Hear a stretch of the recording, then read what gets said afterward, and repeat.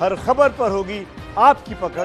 Download कीजिए ABP live app. ABP news पर हाजिर हूं मैं रुमाना इसार खान। एबीपी न्यूज के ई शिखर सम्मेलन के सिलसिले को अब हम आगे बढ़ाने जा रहे हैं। सत्ता पक्ष और विपक्ष की तरफ से दो बेहद खास मेहमान इस समय मेरे साथ मौजूद हैं। ये दो जबरदस्त वक्ता हैं, दो ऐसे नेता जो न सिर्फ बेबाकी और जोरदार तरीके से बोलते हैं बल्कि तर्कों के साथ अपनी बात रखते हैं। बहुत बहुत स्वागत। बीजेपी की तरफ से पार्टी के प्रवक्ता सुधांशु त्रिवेदी जी हमारे साथ मौजूद हैं। कांग्रेस पार्टी की तरफ से प्रवक्ता प्रोफेसर गौरव बल्लभ हमारे साथ मौजूद हैं। तो मैं डिबेट ओपन करती हूं। मैं देख पा रही हूं शायद प्रोफेसर गौरव बल्लभ अभी हमारे साथ नहीं है। सुधांशु जी को मैं देख पा रही हूं, आ गए। प्रोफेसर गौरव बल्लभ भी हमारे साथ आ गए। मुझे लगता है कि ये मोदी सरकार 2 की पहली सालगिरह का मौका जो है वो कोरोना के साए में पड़ रहा है। ऐसे में डिबेट ओपन करते हुए कोरोना काल में जिस तरीके से मोदी सरकार ने कदम उठाए हैं उस पर दुनिया ताली बजा रही है, लेकिन देश में विपक्ष जो है वो लगातार सिर्फ और सिर्फ सवाल उठा रहा है। कहीं कोई संतुलन ही नहीं है बीच में, इतना भारी विरोधाभास भी। इसी सवाल से शुरुआत करते हैं। पहले कौन आएगा? प्रोफेसर गौरव बल्लभ, मुझे लगता है आपको आना चाहिए। जी, कोई दिक्कत नहीं है रुमाना जी। सबसे पहले तो आपके सभी दर्शकों को नमस्कार। आज जो 6 साल मना रहे हैं, ये 6 साल में हमने क्या देखा कि 8 बजे एक व्यक्ति निर्णय लेता है। दिक्कत आ गई है कुछ। मैं प्रोफेसर गौरव बल्लभ का बाद में ही रुख कर पाऊंगी। अब मुझे लगता है सुधांशु जी यही सवाल आपके लिए। सर आप शुरुआत कीजिए। इस समय कुछ तकनीकी खराबी आ रही है, वरना मैं चाह रही थी कि विपक्ष की तरफ से शुरुआत हो जाती। वो जो सवाल उठा रहे हैं वो उठाते तो आप बेहतर तरीके से उनका जवाब दे पाते। सर आइए। देखिए, इस समय जो हमारा प्रथम वर्ष पूर्ण हुआ है मोदी 2 सरकार का, एक चुनौतीपूर्ण समय है जब भारत ही नहीं विश्व अपने ज्ञात इतिहास की सबसे बड़ी चुनौती का सामना कर रहा है। परंतु यदि हम ये कहना चाहें कि विगत 1 वर्ष में क्या हुआ, रुमाना जी 2014 में देश की जनता ने बदलाव के लिए जनादेश दिया। बहुत सारी ऐसी व्यवस्था थी, उसके हम विस्तार में नहीं जाना चाहते, परंतु बहुत कम ऐसा होता है कि एक सरकार सत्ता में आए और दोबारा उसको जनादेश मिले और उससे बेहतर जनादेश मिले। ऐसा भारत के इतिहास में पंडित नेहरू के बाद मोदी जी दूसरे प्रधानमंत्री बने जो लगातार 2 बार जनता का जनादेश पाकर और पहले से बेहतर जनादेश पाकर आए। तो 2019 का जनादेश विश्वास का जनादेश था, यानी मोदी जी की नीतियों में जनता के विश्वास का जनादेश था।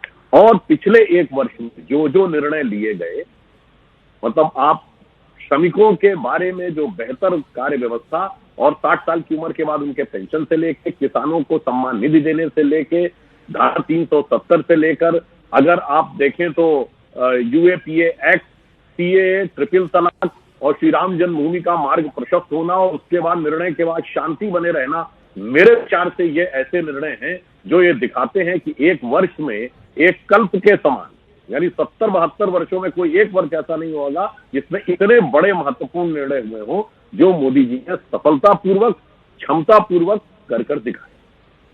ठीक है सर, आपने बताया किस तरीके से 2014 के बाद 2019 में विश्वास का जनादेश जो आपको मिला, लेकिन दरअसल विपक्ष यही तो कहता है कि विश्वास का जनादेश तो मिल गया, लेकिन इस 1 साल को, क्योंकि हम सुबह से आज ई शिखर सम्मेलन में नेताओं से बात कर रहे हैं, ऐसे में कांग्रेस की तरफ से जो नेता आ रहे हैं वो तो इस 1 साल के लिए 10 में से 1 नंबर देने को भी राजी नहीं है मोदी सरकार को। प्रोफेसर गौरव बल्लभ से मेरा संपर्क नहीं हो पा रहा है, वरना मैं लेकर चलती आपको उनके पास। अब मुझे लगता है आपको इस पर जवाब देना चाहिए सर कि ऐसी स्थिति क्यों है।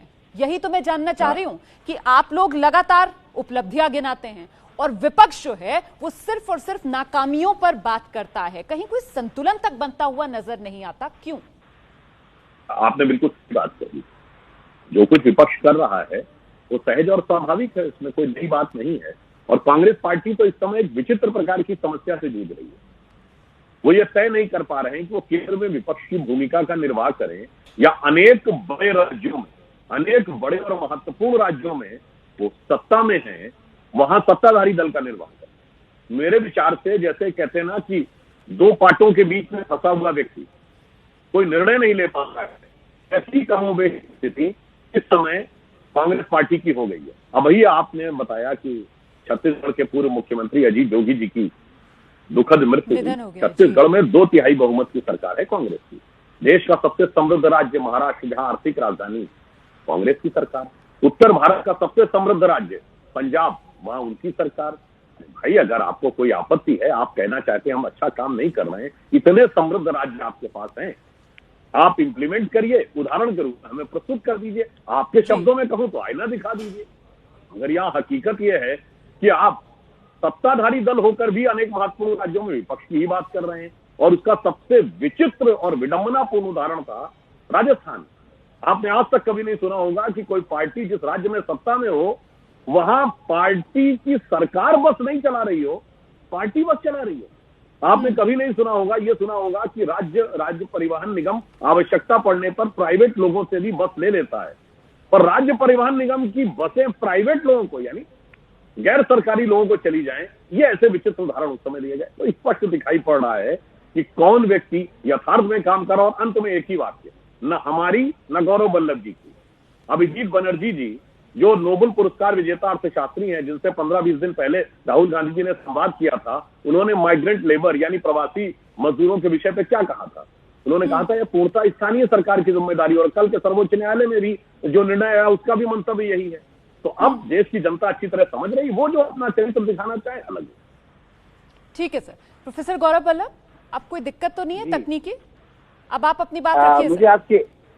मुझे आपकी आवाज पूरी आ रही है, पर वीडियो में थोड़ी परेशानी हो सकती है, पर आवाज पूरी आ रही है। देखिए रोमाना जी, जो मैंने पिछले 2 मिनट में सुना, क्योंकि पहले की बात मैं नहीं सुन पाया, पिछले 6 साल में क्या देखा हमने? एक व्यक्ति 8 बजे टीवी पे आके 12 बजे से निर्णय थोप देता है। भले वो नोटबंदी हो जिससे हमारे सारे लोग सड़कों पर आ गए, सारे औद्योगिक विकास सड़कों पे आ गई, भले वो जीएसटी हो जो रात को 12 बजे संसद खुलवा के जीएसटी, फिर 8 बजे 21 दिन का लॉकडाउन की घोषणा 3 घंटे पहले मजदूरों को।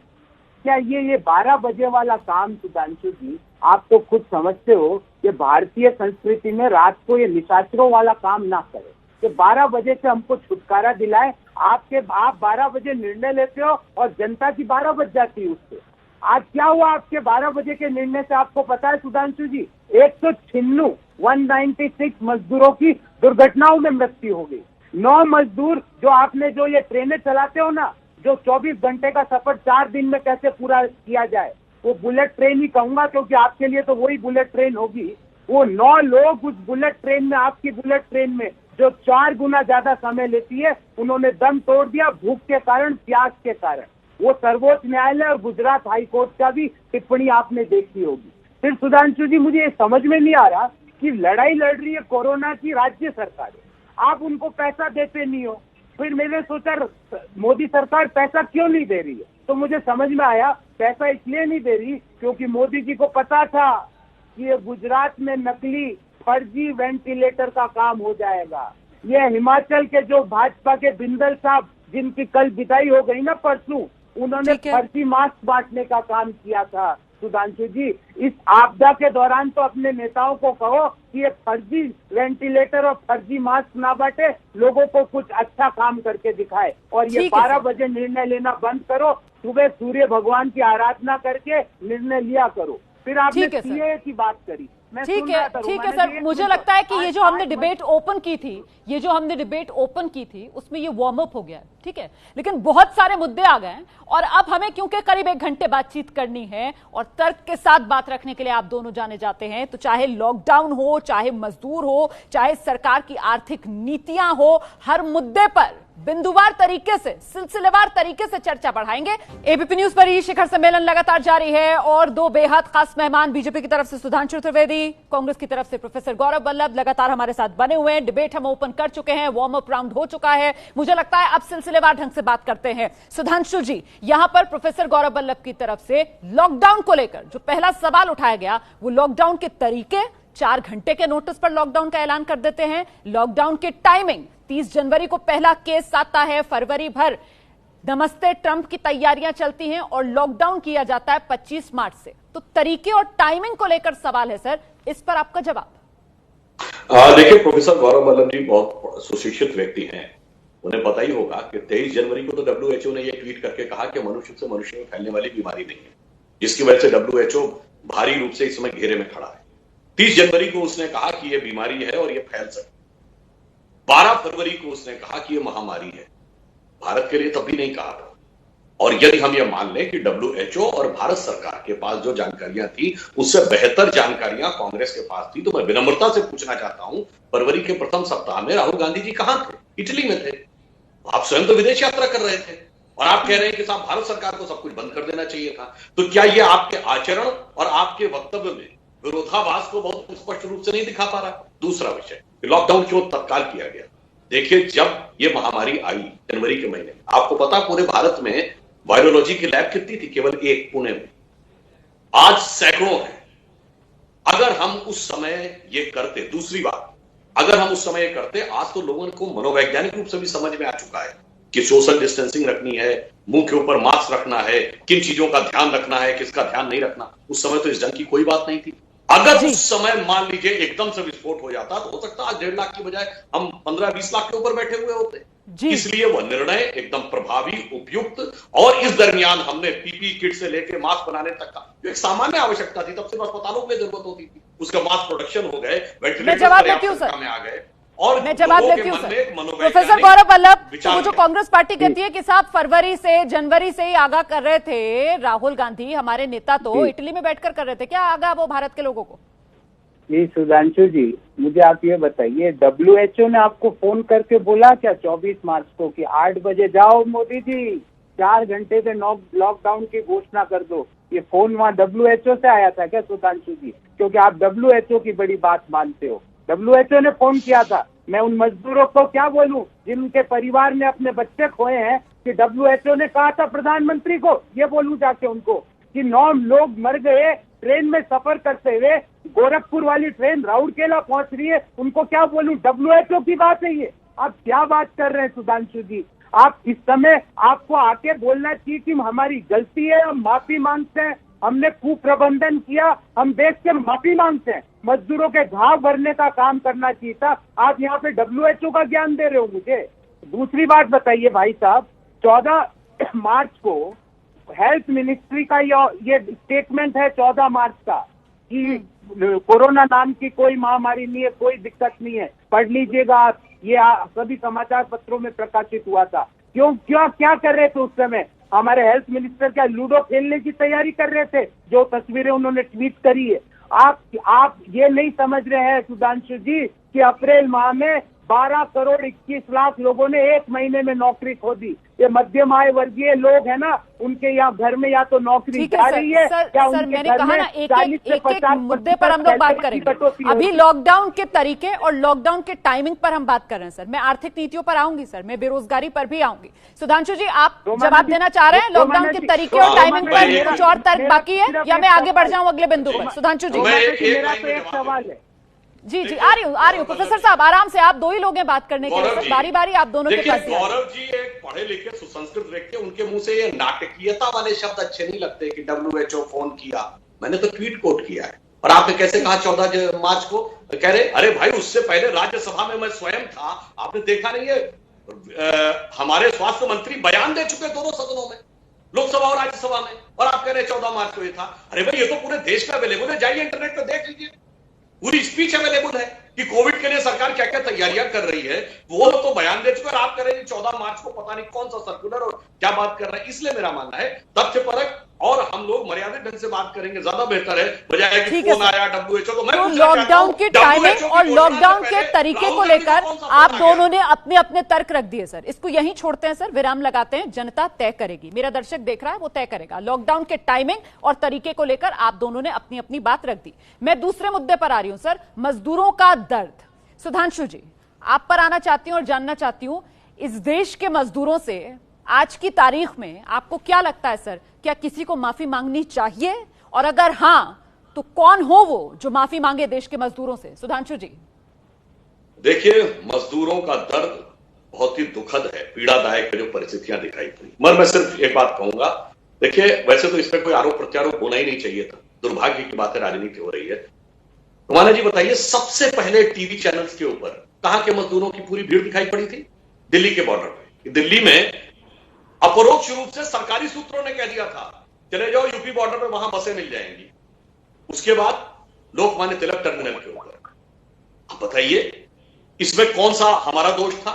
जो सर्वोच्च न्यायालय ने कल कहा है तो एक प्रकार से कह दिया ना राज्य सरकारों की जिम्मेदारी, और चलिए मैंने मान लिया कि अपने हिसाब से जो उचित समझना चाहे करें। सबसे ज्यादा श्रमिक 4 राज्यों में आते हैं, महाराष्ट्र, दिल्ली, गुजरात और पंजाब। 4 में से 3 जगह हमारी सरकार नहीं। सबसे ज्यादा श्रमिक जिन राज्यों से आते हैं, उत्तर प्रदेश, बिहार, झारखंड, छत्तीसगढ़, पश्चिम बंगाल और उड़ीसा। 5 में से 1 जगह हमारी, 1 जगह हमारे सहयोगी दल की सरकार। चलो भैया, जहां पे आपका सीधे स्मूथ पैसेज था वहां क्या समस्या थी? महाराष्ट्र से छत्तीसगढ़ जाने में कोई समस्या थी? अब तो हमारी कोई सरकार नहीं। छत्तीसगढ़ होते हुए झारखंड चले जाते, कोई समस्या थी? वहां से पश्चिम बंगाल, उड़ीसा चले जाइए, कोई समस्या थी? तो भाई करना हो तो अलग बात है, और वितंडावाद मचाना हो तो अलग बात है। तो सर, क्या आप ये कह रहे हैं कि विपक्ष को माफी मांगनी चाहिए मजदूरों से? मैंने तो सवाल ये पूछा था कि क्या मजदूरों से माफी मांगनी चाहिए, अगर हां तो किसे? विपक्ष को आप मैं ये सिर्फ कहना चाहता हूं, सर्वाधिक हृदय विदारक दृश्य जहां पे दिखे उनका, देखिए सबका दायित्व है, मैं यहां पे राजनीति नहीं करूंगा, सबका दायित्व है, हमारी जहां जहां सरकारें, हमारा भी दायित्व है, पर सर्वाधिक हृदय विदारक दृश्य, सर्वाधिक बीभत्स दृश्य जिन जिन जगहों पे दिखे उनका दायित्व ज्यादा है, उन्हें ज्यादा गंभीरता से इसके लिए माफी मांगनी।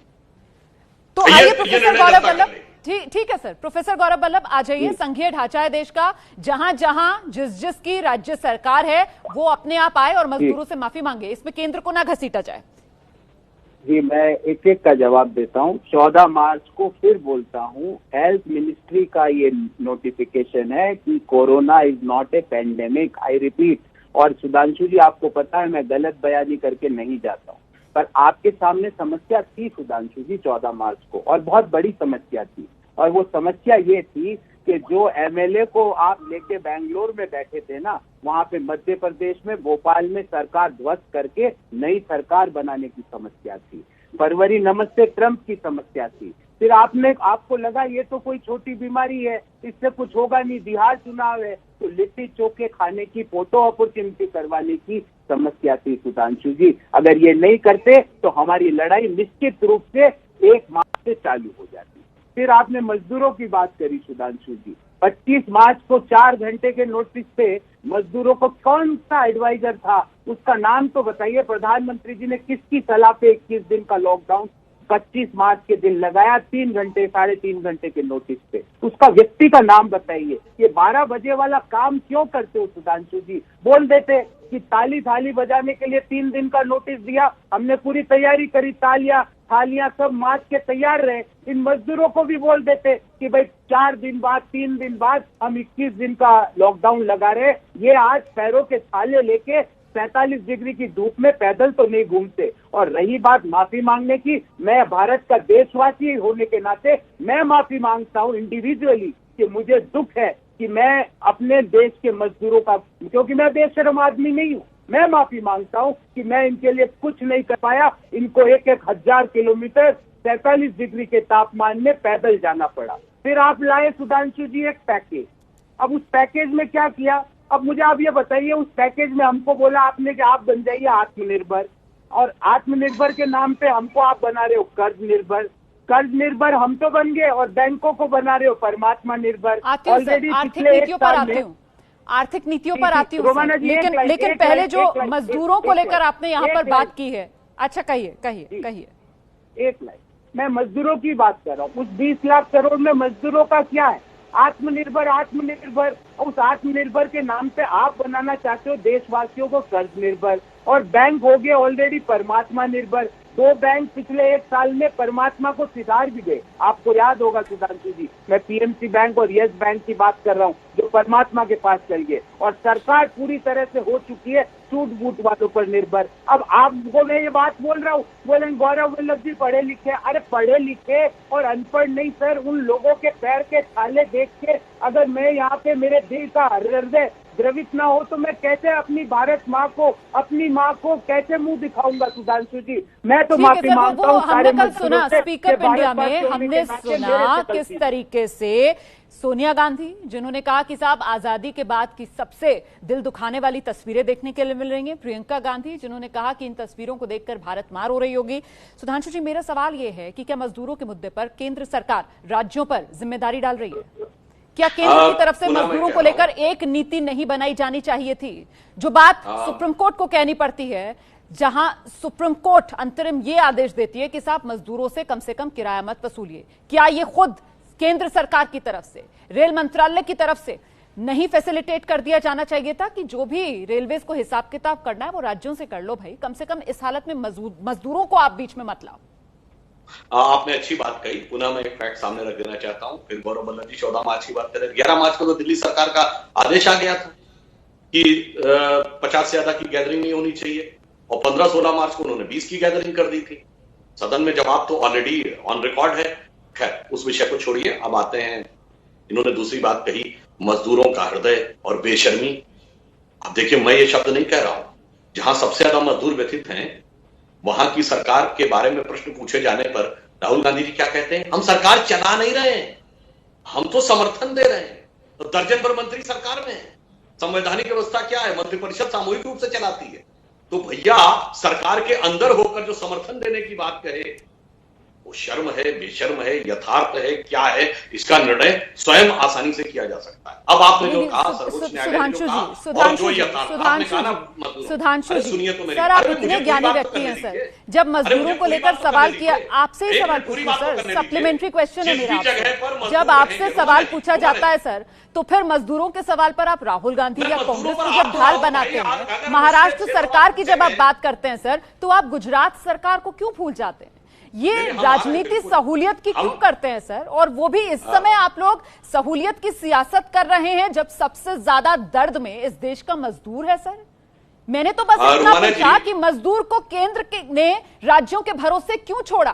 क्या केंद्र को खुद कदम आगे नहीं बढ़ाना चाहिए था? जो बात सुप्रीम कोर्ट ने कही वो तो केंद्र को पहले ही कर देना चाहिए था। आप पूछ चुकी, मैं उसी पे आ रहा था ना। या तो आप ये करिए सिर्फ आपके प्रश्न का उत्तर दूं, इनके प्रश्नों का उत्तर ना दूं, मैं आपके प्रश्न पे आ रहा था। अब देखिए, मैंने कहा राजनीति की, मैंने तो चारों राज्यों का नाम लिया, गुजरात का भी नाम लिया। मैंने कहा माफी मांगने की बात सबको मांगनी चाहिए, मैंने तो कोई वो बात नहीं। अब आपने कहा राज्यों पे को छोड़ा, सर्वोच्च न्यायालय ने भी राज्यों पे के लिए कहा। क्यों कहा? अरे किस जगह कितने मजदूर हैं, किनको जाना है, कौन नहीं जाना, ये जानकारी किसके पास होगी? स्थानीय प्रशासन के पास। ये जिम्मेदारी पुलिस को दी गई है। सभी राज्यों में पुलिस तय करेगी और स्थानीय प्रशासन डिस्ट्रिक्ट मजिस्ट्रेट तय करता है। अब डिस्ट्रिक्ट मजिस्ट्रेट केंद्र सरकार के अधीन नहीं है ना, इसीलिए सर्वोच्च न्यायालय ने भी कहा। और यदि उनको भोजन उपलब्ध कराना है, उनको जरूरी चीजें उपलब्ध करानी है, वो सूचना किसके पास होगी कि किस इलाके में कितने मजदूर कहां पे क्लस्टर में रह रहे हैं, अथवा झुग्गी झोपड़ी में भी रह रहे हैं? स्थानीय प्रशासन के पास। तो मानी हुई बात है, सारा दायित्व तो उनका हो जाता है, इसमें केंद्र सरकार की तरफ से तो कोई रोक टोक नहीं है। केंद्र अपनी तरफ से। आप दूसरी बात जो आपने कहा कि पैसे केंद्र सरकार ने तो 85% वहन किया, 15% राज्यों पे इसलिए डाला, मैं ईमानदारी से कह रहा हूं, प्रतीकात्मक उत्तरदायित्व डालने के लिए, ताकि आप सूचना बना के देंगे तो, अन्यथा आप कह देंगे कोई भी आ गया। अब वहां तय कौन करेगा कि ये मजदूर है, सामान्य है, इसको वहां जाना है नहीं जाना है? वो सूची बना के तो स्थानीय प्रशासन देगा। उस दायित्व के लिए मजदूरों को कोई पैसा नहीं देना था। 15% राज्य सरकार, 85% केंद्र।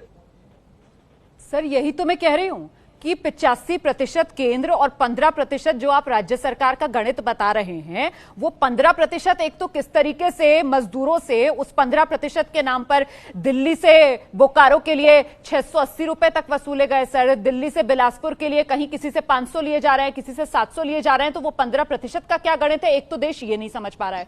दूसरी बात यह कि सुप्रीम कोर्ट ने भी तो यही कहा ना कि बिल्कुल आप जो है वो प्रतीकात्मक जो उत्तरदायित्व है वो राज्यों पर बिल्कुल डालिए, लेकिन उसमें मजदूरों को तो मत घसीटिए ना sir.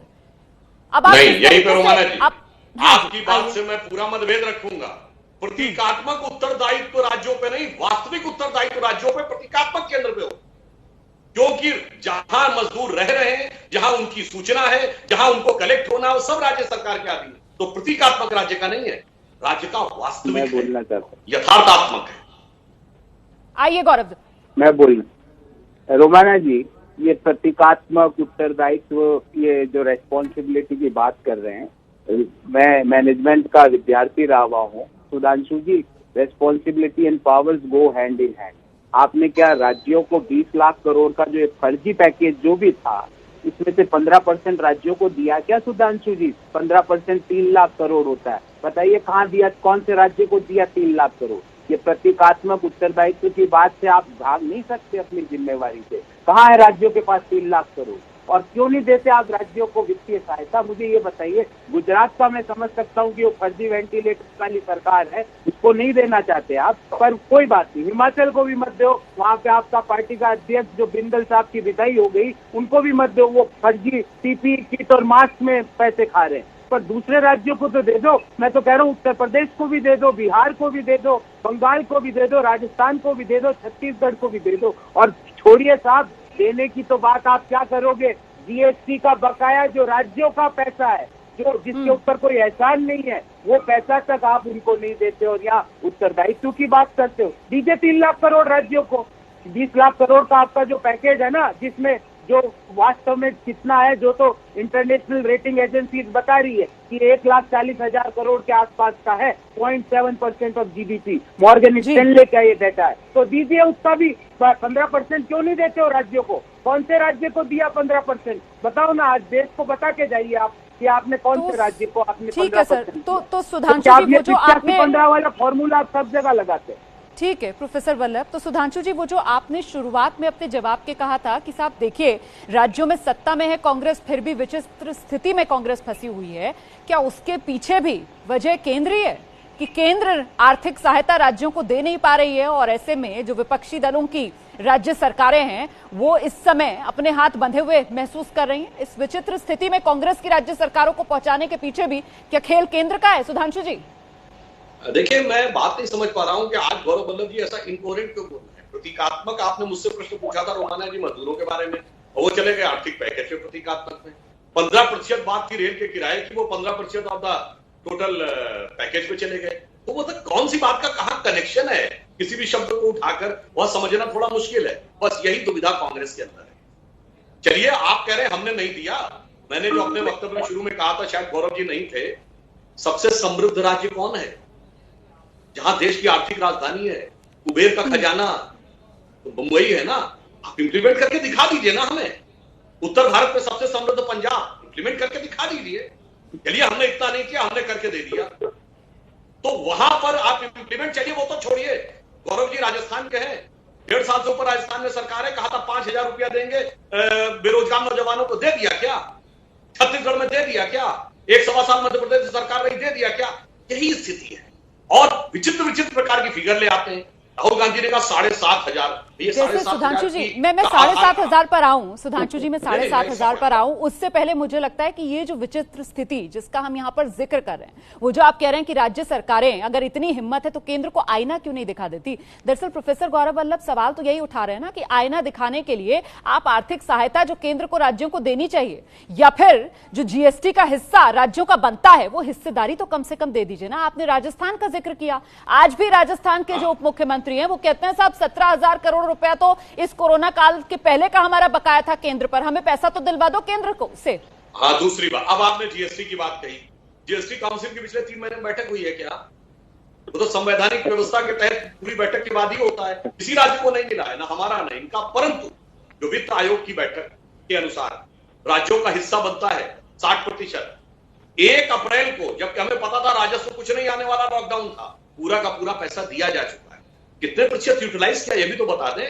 National disaster management act लगा है, स्टेट डिजास्टर रिलीफ फंड में 11,000 करोड़ रुपया जा चुका है। मैं ईमानदारी से पूछता हूं, अपने शासित राज्यों का ब्यौरा दे दे, कितना प्रतिशत खर्च किया? जो केंद्र के पास है, किसी राज्य ने 20% से अधिक नहीं खर्च। यहीं पर समस्या है कि जो फंड उपलब्ध है वो खर्च नहीं किया जा रहा है, परंतु इस बात के लिए विवाद बनाया जा रहा है कि जो अभी संवैधानिक व्यवस्था के तहत जीएसटी काउंसिल की मीटिंग के बाद डिस्पर्सल होना है, उसको इश्यू बनाने का प्रयास किया जा रहा है, और ऐसा प्रचारित किया जा रहा है जैसे राज्यों के पास धन की कमी है। 1 मिनट, राज्यों के पास धन की कमी है, इसीलिए आबकारी जब खोला गया था तो सब राज्यों में शराब की बिक्री के लिए किस कदर हुआ सबने देखा, और किन किन राज्यों को कितना राजस्व मिला सबने देखा, और ऐसे कह रहे हैं जैसे केंद्र के पास तो धन बरस रहा है ऊपर से। इससे मैं मान रहा हूं यहाँ पर जिम्मेदार आचरण करना। ठीक है, आइए प्रोफेसर गौरव वल्लभ, ये कोरोना काल संकट काल में पक्ष विपक्ष का भेद मिटाना है, सबको जिम्मेदारी निभानी है। आप लोग फिलहाल जिम्मेदारी नहीं निभा रहे हैं, गैर जिम्मेदाराना आरोप लगा रहे हैं, ये सुधांशु जी कह रहे हैं। सुधांशु जी मुझे ये बताइए, जीएसटी की मीटिंग ऑनलाइन क्या निषेध है क्या? ऑनलाइन में ये इलीगल मानी जाती है क्या? प्रधानमंत्री जी मुख्यमंत्री की मीटिंग हो जाती है ऑनलाइन, पर जीएसटी काउंसिल की मीटिंग ऑनलाइन नहीं होगी। क्यों मजाक करते हो सुधांशु जी? आप तो बहुत ही, मैं आपकी रेस्पेक्ट करता हूँ, आप पढ़े लिखे और बहुत ही समझदार व्यक्ति है। कह रहे जीएसटी काउंसिल की मीटिंग, किसने मना किया था 2.5 महीने जीएसटी काउंसिल करवाने को? क्या ऑनलाइन कराने में दिक्कत आ रही थी क्या? इंटरनेट की प्रॉब्लम थी क्या? नहीं तो हम व्यवस्था कराएं आपके यहाँ पे आके। दूसरी बात, आपने कहा कांग्रेस के राज्यों ने क्या किया। सुधांशु जी, छत्तीसगढ़ ने 10,000 रुपए प्रति एकड़ किसान के खाते में डलवाने का काम किया। सुधांशु जी, कांग्रेस के राजस्थान के राज्य ने प्रति मजदूर के खाते में 2,000 रुपीज डलवाने का काम किया। अब आप पूछते हैं, और उसका आप रिजल्ट देखिए ना सुधांशु जी। आज राजस्थान हो, छत्तीसगढ़ हो, पंजाब हो, छत्तीसगढ़ में अभी तक एक भी भगवान की दया से देहांत नहीं हुआ है कोरोना की वजह से। राजस्थान में मृत्यु दर 2.2% है, वही गुजरात में 6.1% है, क्योंकि फर्जी काम किए ना सुधांशु जी। वेंटिलेटर आपको याद है ना सुधांशु जी, मोदी जी का जैकेट था जहाँ लिखा हुआ था मोदी मोदी मोदी, वो जिन्होंने जैकेट दिया ना, वो कंपनी से फर्जी वेंटिलेटर ले लिए गुजरात सरकार ने। क्यों लेते हो? ये आपदा के समय भी फर्जी काम, ऐसा क्यों करते हो सुधांशु जी? और राज्यों को संबल क्यों नहीं देते? आप ये जीएसटी काउंसिल और इससे भाग नहीं सकते। और आप कह रहे हैं कुबेर का खजाना है क्या? अरे आरबीआई से बोरोइंग करी है, बोरोइंग 4.5 लाख करोड़ की, कहाँ है वो? क्या यूज हो रहा है बताइए ना। क्योंकि मॉर्गन स्टैनली कह रही है कि आपके 20 लाख करोड़ का सच सिर्फ 1,40,000 करोड़ रुपया है, तो बाकी का पैसा कहाँ है? ये पीएम केयर में पैसा जा रहा है, वो कहाँ है? जिस पीएम केयर का पैसा मजदूर केयर के लिए काम ना आ पाए, वो केयर नहीं हो सकता, वो भारत के प्रधानमंत्री का केयर नहीं हो सकता सुधांशु जी। ठीक है सर, ठीक है। अब आप जो आरोप लगा रहे हैं यहाँ पर, जो सवाल उठा रहे हैं, मुझे लगता है उस पर सुधांशु जी को आना चाहिए। सुधांशु जी, सबसे पहले तो हिमाचल में बीजेपी के प्रदेश अध्यक्ष जिनका इस्तीफा हुआ, उनके तार कांग्रेस जो है सीधे सीधे घोटाले से जोड़कर देख रही है। गुजरात के अंदर नकली पीपी वेंटिलेटर्स को लेकर जो बीजेपी पर सवाल कांग्रेस की तरफ से प्रोफेसर गौरव वल्लभ ने उठाए, आप जवाब दे दीजिए सर। तो वैसे अभी तक मेरे द्वारा उठाए गए एक भी सवाल का जवाब प्रोफेसर गौरव वल्लभ ने नहीं दिया, परंतु मैं देता हूं। आप पीपी किट की बात कर रहे हैं। जब कोरोना शुरू हुआ भारत में कितने पीपी किट बनते ही नहीं थे। उस समय हमें आपातकाल में जहां से उपलब्ध होगा उस समय लिया जाएगा, तो चाइना से भी लिया गया, खराब निकला, वापस किया। एक नहीं कई राज्यों में, देशों में हुआ। इटली में तो जो इटली ने दिया था वो वापस कर दिया चाइना ने, ज्यादा दाम लेकर। वेंटिलेटर हमारे देश में कितने बनते थे बताइए? आज की डेट में 20,000 वेंटिलेटर है। गुजरात में नकली पीपी किट और नकली वेंटिलेटर है, ये आप इसके लिए जवाब दे रहे हैं? हाँ जी, रोमाना जी सुनिए, नहीं सुनिए, नकली है इसका क्या आधार? सीएजी रिपोर्ट आती है तब तय होता है भ्रष्टाचार हुआ है। यही वाली बात है कि अभी खरीद हुई नहीं, हल्ला मचाना शुरू कर दिया गया। और मैं दूसरी बात कह रहा हूं, कोई बात नहीं। अरे भाई, जहां सबसे ज्यादा मजदूर व्यतीत है वहां आपको ध्यान ही नहीं आता, नजर ही नहीं आती मुंबई। वाह भाई वाह। और मैंने आपसे यह भी कहना चाहता हूं, अभी आपने राजस्थान का नाम लिया, बताइए भारत के मैंने हिमाचल का नाम लिया था कि फिर हिमाचल में बीजेपी अध्यक्ष राजीव बिंदल को इस्तीफा क्यों देना पड़ा सर? वो इस्तीफा उनको जिस भी कारण से देना पड़ा, राजनीतिक निर्णय था, वो पार्टी निर्णय लेती है कौन व्यक्ति किस समय रहेगा। मगर मैं कह रहे हैं कि उसका घोटाले से कोई लेना देना नहीं है, क्योंकि प्रोफेसर गौरव वल्लभ मुस्कुरा रहे हैं, हंस रहे हैं, इसलिए मैं आपसे क्लैरिफिकेशन चाह रही थी। अरे भाई, मुझे बोलने तो दीजिए पूरी बात। प्रदेश अध्यक्षों के इस्तीफे तो बहुत हुए हैं, पर भारत के इतिहास में उदाहरण बता दीजिए कि जिस राज्य में जिसकी सरकार हो वहां सरकार बस न भेज रही हो, पॉलिटिकल पार्टी भेज रही।